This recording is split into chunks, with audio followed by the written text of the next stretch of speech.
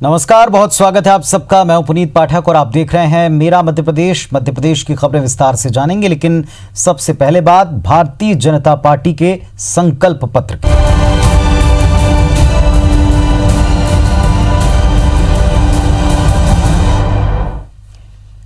दिल्ली में बीजेपी ने प्रधानमंत्री नरेंद्र मोदी, केंद्रीय मंत्री राजनाथ सिंह, अमित शाह, जेटली, सुषमा स्वराज समेत तमाम नेताओं की मौजूदगी में लोकसभा चुनाव को लेकर अपना घोषणा पत्र जारी किया। इस दौरान पीएम मोदी, अमित शाह, संकल्प पत्र समिति के अध्यक्ष राजनाथ सिंह ने अपनी सरकार की उपलब्धियों को बताया। 48 पन्नों के इस घोषणा पत्र में 75 अहम वायदों के साथ साथ लोकसभा चुनाव में जनता के बीच जाने की बात है। राष्ट्रवाद के प्रति प्रतिबद्धता को जताया गया। आतंकवाद के खिलाफ जीरो टॉलरेंस लागू करने की बात है। राम मंदिर पर सभी संभावनाओं की तलाश करने का जिक्र है। ये प्रयास होगा कि जल्द से जल्द सौहार्दपूर्ण वातावरण में मंदिर निर्माण हो, इस भाषा का इस्तेमाल है। इसके अलावा किसानों पर बड़ा फोकस रहा है। किसान क्रेडिट कार्ड पर मिलने वाला 1 लाख रुपए तक का लोन 5 साल तक ब्याज रहित रहेगा। वहीं जम्मू कश्मीर को लेकर उल्लेख है। जम्मू कश्मीर से 35A हटाने का प्रयास किया जाएगा। 3 तलाक के विरुद्ध कानून बनाकर मुस्लिम महिलाओं को न्याय दिलाने का प्रयास करेंगे। सरकार की सबसे बड़ी कसौटी ये नहीं होती है कि आपने क्या किया। सरकार की सबसे बड़ी कसौटी है लास्ट माइल डिलीवरी की, और इसलिए वन मिशन वन डायरेक्शन लेकर के हम आगे बढ़ना का हमारा निर्धारित मंत्र है। अगर गरीबी से लड़ना है तो 50 साल के सारे प्रयोगों ने बताया है कि दिल्ली के एयर कंडीशन में बैठे हुए लोग गरीबी को परास्त नहीं कर सकते हैं। हम लोग भी एयर कंडीशन कमरों में बैठते हैं, इसलिए मैं कोई किसी और के लिए नहीं कह रहा हूं। गरीब ही गरीबी को परास्त कर सकता है, यह हमारा मंत्र है। इससे 24 में रखना होगा। 2019 के 24 के मजबूत फाउंडेशन के आधार पर ही 2047 आजादी के 100 साल देश और वो हिंदुस्तान के हर नागरिक का सपना बने, एक मास मूवमेंट बने। हमें देश को वहां ले जाना है, और एक बार ये हम मिजाज पैदा कर देते हैं। हमने घोषणा पत्र में, संकल्प पत्र में इस बात का इशारा किया है। देश के नौजवानों को उस प्रकार से परवरिश हो, देश के नौजवानों के लिए उस प्रकार के अवसर, जिसमें हम कहें 100 लाख करोड़ रुपए का इन्वेस्टमेंट, एग्रीकल्चर में 25 लाख करोड़ का इन्वेस्टमेंट, ये अपने आप में बहुत ऊंचे लक्ष्य लेकर के हम चल रहे हैं, जो पूरी व्यवस्था को, आर्थिक आधार को एक नई ताकत देंगे। तो भारतीय जनता पार्टी का घोषणा पत्र, संकल्प पत्र जिसका नाम है, वो देश के सामने है। बीजेपी के घोषणा पत्र को कांग्रेस ने जुमला और झांसा पत्र कहा है। साथ ही कांग्रेस ने कहा कि बीजेपी ने एक बार फिर झांसा पत्र तैयार किया, देश की जनता उसको खारिज करेगी। रणदीप सुरजेवाला ने 2014 में बीजेपी द्वारा किए गए वायदों का जिक्र किया और घोषणा पत्र में काले धन पर बीजेपी चुप क्यों है, सवाल उठाया। घोषणा पत्र में बेरोजगारी पर कोई बात नहीं, इसका जिक्र किया। कांग्रेस नेता अहमद पटेल ने कहा कि बीजेपी के घोषणा पत्र में केवल एक आदमी है और बीजेपी का घोषणा पत्र को झूठ का गुब्बारा तक कहा गया। उनका जो मैनिफेस्टो, ये संकल्प पत्र नहीं है। आज के झांसा पत्र पर भरोसा कैसे करें? फिर एक बार उन्होंने किया झांसा पत्र तैयार, फिर एक बार उन्होंने किया झांसा पत्र तैयार। देश की जनता खारिज करेगी इस बार, और झोला उठाकर हो जाओ जाने को तैयार। इधर भोपाल में कांग्रेस प्रवक्ता शोभा ओझा ने बीजेपी के घोषणा पत्र पर निशाना साधते हुए उसे जुमला पत्र कहा। उन्होंने बीजेपी से सवाल पूछा कि क्या पिछले चुनाव में किए गए वायदों को सरकार ने पूरा कर दिया। शोभा ओझा ने दावा किया कि बीजेपी ने देशवासियों को गुमराह करने का काम किया है। धारा 370 और किसानों की आय दोगुनी करने को लेकर मोदी सरकार ने झूठ बोला है, लिहाजा इस बार वोटर्स बीजेपी के बहकावे में नहीं आएंगे। मैं समझती हूं अडवाणी जी जब 2 सीट लेके पार्लियामेंट में आए थे तब से ये इश्यूज चल रहे हैं। हर मैनिफेस्टो में, हर जुमला पत्र में एक ही बात ये कहते हैं इस बार एब्सोल्यूट मेजॉरिटी की सरकार थी। जम्मू कश्मीर में महबूबा के साथ इनने सरकार बनाई थी, उसके बाद क्यों नहीं उन्होंने हटाया, ये इनसे पूछना चाहिए। जब ये क्लेम करते हैं तो मंदिर की बात भी हर बार करते हैं, पर सब जानते हैं कि ये केवल वोट के लिए ये मुद्दे उठाते हैं।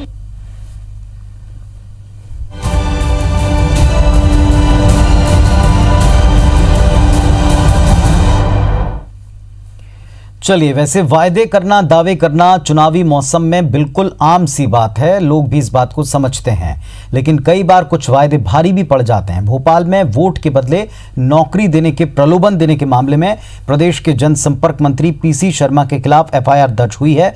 भोपाल कलेक्टर सुदाम खाड़े की रिपोर्ट के आधार पर टीटी नगर पुलिस थाने में आचार संहिता उल्लंघन के तहत केस दर्ज किया गया।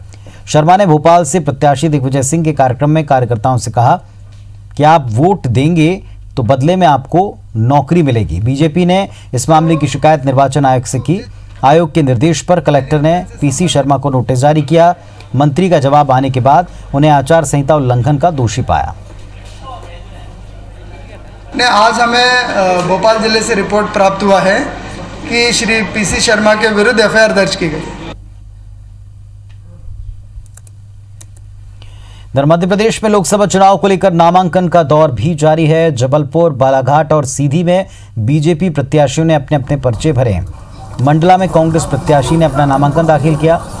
जबलपुर लोकसभा सीट से बीजेपी प्रत्याशी राकेश सिंह ने आज अपना नामांकन दाखिल किया। इस दौरान पूर्व सीएम शिवराज सिंह चौहान, नेता प्रतिपक्ष गोपाल भार्गव और प्रहलाद पटेल भी मौजूद रहे। नामांकन से पहले बीजेपी ने शहर के गोलबाजार इलाके से निर्वाचन दफ्तर तक एक रोड शो किया। शिवराज सिंह चौहान ने प्रदेश की सभी 29 लोकसभा सीटें जीतने का दावा किया। राकेश सिंह ने भी अपने काम गिनाकर जीत का दावा किया। बालाघाट सीट से बीजेपी प्रत्याशी ढाल सिंह बिसेन ने अपना नामांकन पत्र भर दिया। इस दौरान बीजेपी उपाध्यक्ष प्रभात झा, पूर्व मंत्री डॉक्टर नरोत्तम मिश्रा, पूर्व मंत्री गौरीशंकर बिसेन भी मौजूद रहे। नामांकन के पहले बीजेपी ने रैली निकालकर शक्ति प्रदर्शन भी किया। यहाँ बीजेपी के अलावा भाजपा के और बसपा गोंगपा के उम्मीदवार भी दिखाई पड़े, जिन्होंने अपना नामांकन पत्र भरा है। सीधी लोकसभा सीट से बीजेपी प्रत्याशी रीति पाठक ने भी पर्चा दाखिल कर दिया। इस दौरान केंद्रीय मंत्री नरेंद्र सिंह तोमर के साथ बीजेपी के कई विधायक और नेता मौजूद रहे। उधर मंडला सीट से कांग्रेस प्रत्याशी कमल सिंह मरावी ने अपना नामांकन दाखिल कर दिया है। मरावी एक रैली के रूप में कलेक्ट्रेट पहुंचे और पर्चा दाखिल किया। इस दौरान प्रदेश सरकार में मंत्री ओमकार सिंह मरकाम समेत कांग्रेस के कई विधायक मौजूद रहे। कांग्रेस प्रत्याशी कमल मरावी ने अपनी जीत का दावा किया है। राकेश जी भारी बहुमत से जीतेंगे, मेरा ये विश्वास है। न केवल जबलपुर में हम जीतेंगे बल्कि उनके नेतृत्व में पूरे मध्य प्रदेश में भी 29 में से 29 सीटें भारतीय जनता पार्टी जीतेगी, ये हमारा विश्वास है। कि बार बार उन्होंने अवसर दिया है और मुझे विश्वास है कि जनता एक बार फिर से आशीर्वाद देगी। देश में नरेंद्र मोदी जी के नेतृत्व में भारतीय जनता पार्टी और एनडीए की सरकार बने। अरे देखिए, दोनों विधायक खड़े हैं, नरोत्तम जी, जिलाध्यक्ष जी, सारे लोग, पूरी पार्टी एकजुट होकर ढाल सिंह जी का ढाल बनकर खड़े हैं और जीतने के लिए ही लड़ रहे हैं। जीते थे, जीतेंगे। मेरे पास कोई धन बल नहीं है, मेरे पास जनता का बल है और निश्चित रूप से मेरे पक्ष में पूरी जनता है और जनता की ताकत, मेरे सब कुछ जनता मेरी संपत्ति है। निश्चित रूप से हम भारी मतों से विजय होंगे। मंडला लोकसभा सीट से कांग्रेस प्रत्याशी कमल सिंह मरावी ने अपना नामांकन दाखिल कर दिया। कमल मरावी एक रैली के तौर पर कलेक्ट्रेट पहुंचे और अपना पर्चा जमा किया। इस दौरान प्रदेश सरकार में मंत्री ओमकार सिंह मरकाम समेत कांग्रेस के कई विधायक साथ रहे। कांग्रेस प्रत्याशी कमल मरावी ने जीत का दावा किया।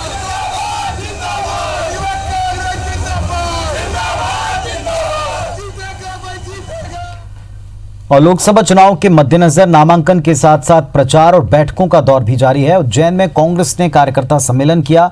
सम्मेलन में प्रभारी मंत्री सज्जन सिंह वर्मा ने बीजेपी पर जमकर निशाना साधा। सज्जन सिंह वर्मा ने कहा कि राम मंदिर के नाम पर बीजेपी 1-2 चुनाव और लड़ना चाहती है।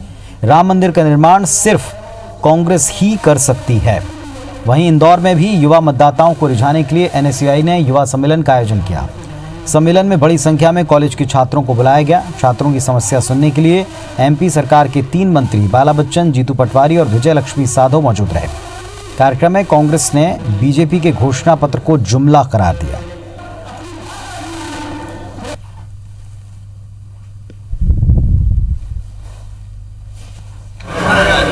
में कितना अभाव हो गया है वादों का और वादों को पूरा करने का। हमारी सरकार बनने के बाद भगवान राम का मंदिर दमदारी से बनाएंगे, ये स्थिति में उन शब्दों को बोल नहीं पाऊंगा। जो विधानसभा का जो चुनाव हुआ था उससे ज़्यादा जोश अभी कांग्रेस के कार्यकर्ताओं में है, चाहे वो NSUI, युवक कांग्रेस, महिला कांग्रेस, सेवा दल या किसान कांग्रेस कमेटी, मतलब कांग्रेस की किसी भी विंग का जो कार्यकर्ता हो, सब में अच्छा जोश और उत्साह है। आने वाले चुनाव में कांग्रेस अधिकतम सांसद यहाँ जीतेंगे कांग्रेस पार्टी के, और देश में हमारी कांग्रेस की सरकार बनेगी। राहुल गांधी जी के हैं शिक्षा को लेकर, शिक्षा में के बाद युवाओं को रोजगार को लेकर, और सबसे बड़ी बात देश में जिस तरीके का सामाजिक समरसता का भाव हमारे परिवार के साथियों में लाना चाहिए, प्रेम की बात, सहिष्णुता की बात, सर्वधर्म की बात, उसको लेकर ये आयोजन बहुत महत्वपूर्ण है। लोकसभा स्पीकर सुमित्रा महाजन ने भले ही लोकसभा चुनाव न लड़ने का ऐलान किया, लेकिन ताई अभी भी अपने इलाके में राजनीति में व्यस्त और सक्रिय हैं। सुमित्रा महाजन लगातार कार्यकर्ताओं से मुलाकात कर रही हैं। ताई बाकायदा अधिकारियों को फोन पर नसीहत दे रही हैं। सुमित्रा ने अन्नपूर्णा इलाके में बढ़ती गुंडागर्दी और बिगड़ती कानून व्यवस्था पर SSP को फोन भी किया। कार्यकर्ताओं की माने तो भले ही ताई ने चुनाव नहीं लड़ने की घोषणा की, लेकिन ताई भाजपा की वरिष्ठ नेता हैं और कार्यकर्ताओं से सीधा संपर्क कर पार्टी को मजबूत बना रही हैं। खंडवा की ब्रॉडगेज लाइन करनी हो, इंदौर से जबलपुर नई लाइन डालनी हो, ऐसा कोई भी काम है जो हमारी सांसद ने किया हो आप बता दो। ऐसा एक भी काम नहीं है जो इंदौर ने उनसे उम्मीद की और उन्होंने पूरा नहीं किया हो। 100% नंबर की हकदार है। उन्होंने मुख्यतः जो अभी परसों जो हत्याकांड हुआ है तो उसके संबंध में उन्होंने चर्चा की है कि उसमें आरोपी की गिरफ्तारी जल्दी हो जाए, उसका पता लगे, उसको लेकर के चर्चा की। उन्होंने कहा कि पहले कुछ सुनवाई कम होती थी, अभी हो सकता है कि स्थिति कुछ और हो, ऐसी बात उन्होंने कही है। हम सभी थानों को, सभी थाना प्रभारियों को भी जो बेहतर सुनवाई के लिए लगातार हम व्यवस्थाएं कर रहे हैं, और सुनवाई का यही प्रयास है कि कहीं अगर सुनवाई नहीं होगी तो ऐसे अधिकारियों पर कार्रवाई भी होगी। सीएम के पूर्व OSD प्रवीण कक्कड़, कारोबारी सहयोगी अश्विन जोशी और प्रतीक शर्मा के ठिकानों पर आयकर विभाग की ओर से की गई कार्रवाई पर आदिम जाति एवं कल्याण विभाग के मंत्री ओमकार मरकाम ने कहा कि बीजेपी की ये दुर्भावनापूर्ण कार्रवाई है। छापे के दौरान बरामद किए गए रुपयों के सवाल पर मंत्री ने आयकर विभाग पर ही सवाल उठाया और कहा कि उनकी गाड़ियों की जांच किसने की। मंत्री ने आशंका जताई कि कहीं आयकर विभाग ने ही तो ये रुपए हमारे लोगों के ठिकानों पर नहीं रखे। मंत्री ने कहा कि इस बात की जांच की जानी चाहिए। कांग्रेस की जनादेश को रोकने का इनका चाल चरित्र है, ये प्रदेश की जनता समझ रही है, देश की जनता समझ रही है। देखिए, नकदी अगर वहां पर है तो उसका जो जानकारी मिला है, हो सकता है वो जो वहां से जो लोग जांच करने के लिए आए थे उनकी गाड़ियों को कोई चेक किया है, रख के आ गए होंगे, तो तरह तरह की बातें हैं। ये तो जब जांच होगी तो स्पष्ट होगी। पतझड़ के मौसम में पेड़ों के पत्ते सूख कर झड़ते हैं और ऐसे में चारों तरफ सूखे पत्ते नजर आते हैं। इनसे परेशान होकर साफ सफाई के नाम पर लोग उनमें अक्सर आग लगाते हैं। इससे वातावरण प्रदूषित होता है और आग लगने का खतरा होता है। लेकिन अब इस समस्या से निपटने के लिए नगर निगम ने गोल्डन लीफ यानी सुनहरे पत्ते नाम से एक नई मुहिम शुरू की। इस कैंपेन के तहत शहर भर के सूखे पत्तों को जमा किया जाएगा और फिर भोपाल के 6 कचरा ट्रांसफर स्टेशनों तक उन पत्तों को पहुंचाया जाएगा। इन सूखे पत्तों से खाद बनाई जाएगी। साथ ही बनाई गई खाद का उपयोग पार्क, सेंट्रल जो वर्ज होते हैं, साइड वर्ज होते हैं, इन तमाम पौधों में किया जाएगा। पत्तों से खाद बनाने का काम दाना पानी, आरिफ नगर, यादगारे शाहजहानी पार्क समेत टीटी नगर स्थित कचरा ट्रांसफर स्टेशन पर होगा। हमने ये किया है कि हम सारे ड्राई लीव्स कनेक्ट करेंगे और उससे हम खाद बनाएंगे, और खाद बना के उसके हमारे जो गार्डन्स हैं, हमारे जो डिवाइडर्स के ऊपर जो कारपेट ग्रास और पौधे हैं, फूल हम उगाते हैं, उसके साथ में साइड वर्ज में भी उगाते हैं, उन्हीं में हम यूज़ करेंगे। कांग्रेस के पूर्व विधायक हेमंत कटारे की मुसीबत कम होने का नाम नहीं ले रही। SC/ST एक्ट के मामले में फरार चल रहे हेमंत कटारे ने जिला कोर्ट में समर्पण तो किया, लेकिन तुरंत ही 25,000 के मुचलके पर जमानत मिल गई। हेमंत कटारे को ग्वालियर हाईकोर्ट ने फरार घोषित किया था। पूरा मामला अटेर के खीरा गांव में 2 मई 2017 का है, जब कल्याण जाटव के साथ चुनाव रंजिश में मारपीट की गई। मारपीट में कल्याण जाटव को गंभीर चोटें आईं। पीड़ित की शिकायत पर 6 से ज्यादा लोगों के खिलाफ SC/ST एक्ट के तहत पुलिस ने केस दर्ज किया। कटारे को भी इसी मामले में आरोपी बनाया गया।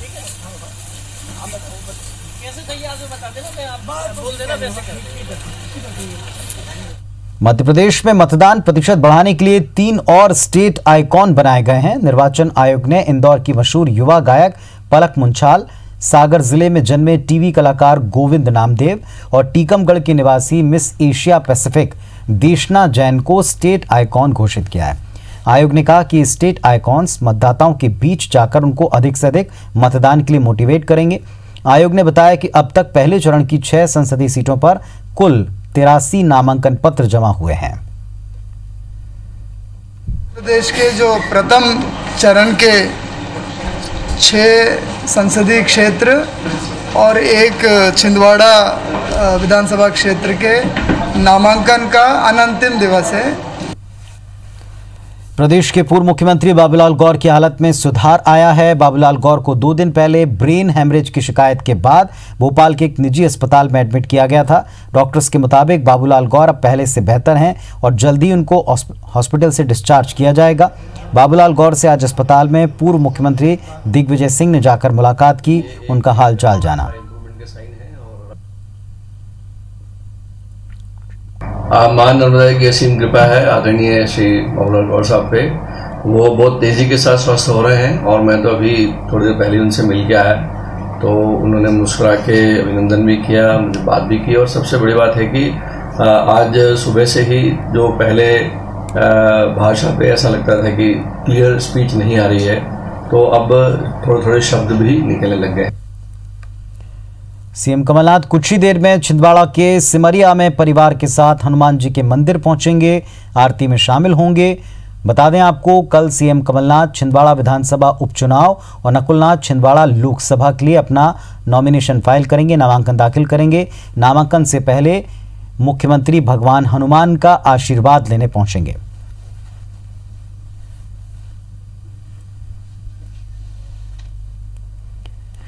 तो अब से कुछ ही देर बाद हनुमान मंदिर पहुंचने वाले हैं मुख्यमंत्री कमलनाथ। वो खुद भी चुनाव मैदान में उतरेंगे, अपना नामांकन पत्र उपचुनाव के लिए दाखिल करेंगे, जबकि उनके बेटे नकुलनाथ लोकसभा क्षेत्र छिंदवाड़ा के लिए अपना नामांकन फाइल करेंगे और उसके पहले भगवान हनुमान का आशीर्वाद लेने के लिए अपने परिवार के साथ कमलनाथ इसी मंदिर में पहुंचने वाले हैं।